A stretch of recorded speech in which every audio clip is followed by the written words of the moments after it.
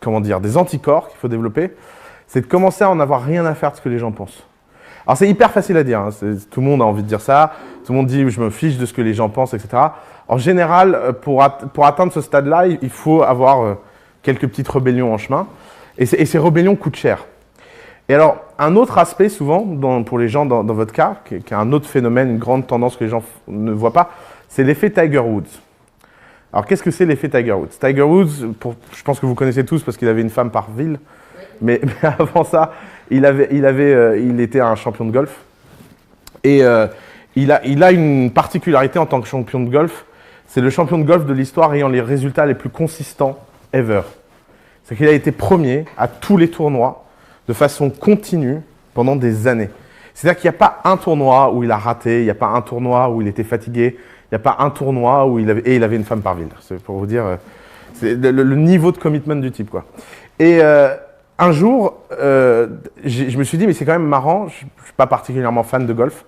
En général, je regarde le golf pour m'endormir, vous savez, très tard, des mecs qui tapent dans une balle, il y a du gazon, ça détend. Et j'ai commencé à lire sa bio, et j'ai commencé à regarder ses résultats, et j'ai découvert que Tiger Woods avait passé 4 ans à alterner entre 4e et 7e mondial. Et qu'il plafonnait à 4e mondial et qu'il n'arrivait pas à monter. Alors, un peu d'économie du golf, 4e mondial, revenu moyen d'un golfeur au 4e place mondiale, c'est 10 millions par an.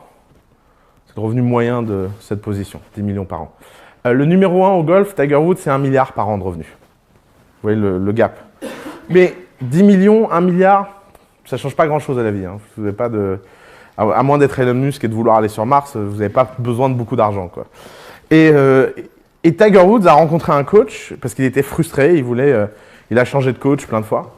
Et il y a un coach qui lui a dit, je vais te dire ce que personne n'ose te dire, c'est que tu es 4e mondial parce que ton swing est pourri et tes réflexes musculaires sont pourris. Et il y a une seule façon de faire, c'est qu'il faut désapprendre. Il faut désapprendre, ouais. Donc pour désapprendre, il faut 3 ans. Et pendant 3 ans, tu vas plonger dans le classement. Et Tiger Woods est passé de 4e à 12e, 20e, 100e, 200e, 400e, à tel point qu'on a même oublié son existence. Et quand il a touché le fond, il a commencé à remonter. Et ensuite, il est devenu premier, et il est devenu premier systématiquement. Alors maintenant, ça porte un nom, ça s'appelle le Tiger Woods Effect. C'est que l'histoire que tout le monde veut se raconter face au changement, c'est toujours la même. C'est « j'ai envie de changement, je vais faire un truc super de ma vie, je vais trouver du sens, donc je vais le faire et tout va bien se passer ». Le problème, c'est que par définition, quand on change, on est obligé de passer par du moins bien. Il y a forcément dans toute courbe d'apprentissage un choc comme ça. Et alors ce choc peut être plus ou moins violent, on peut tomber plus ou moins bas, mais il faut être conscient que ça va descendre. Ça ne peut pas monter. Ce n'est pas parce qu'on fait quelque chose qu'on aime que ça se passe bien.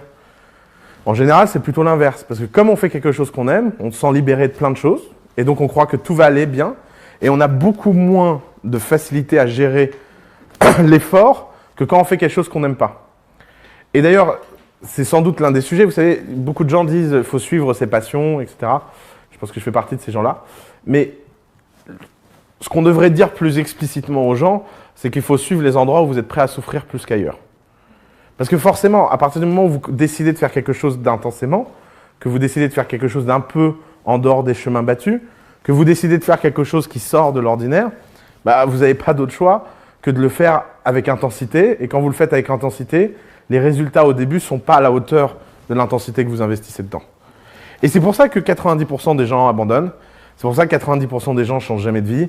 C'est pour ça que 90% des gens passent leur temps à rêver de la vie qu'ils n'auront jamais. Non pas parce qu'elle leur est pas accessible, mais tout simplement parce qu'ils ne seront jamais prêts à payer le prix qu'il faut payer pour ça. Et en plus, c'est une assez vieille leçon. Moi, c'est un truc que j'ai compris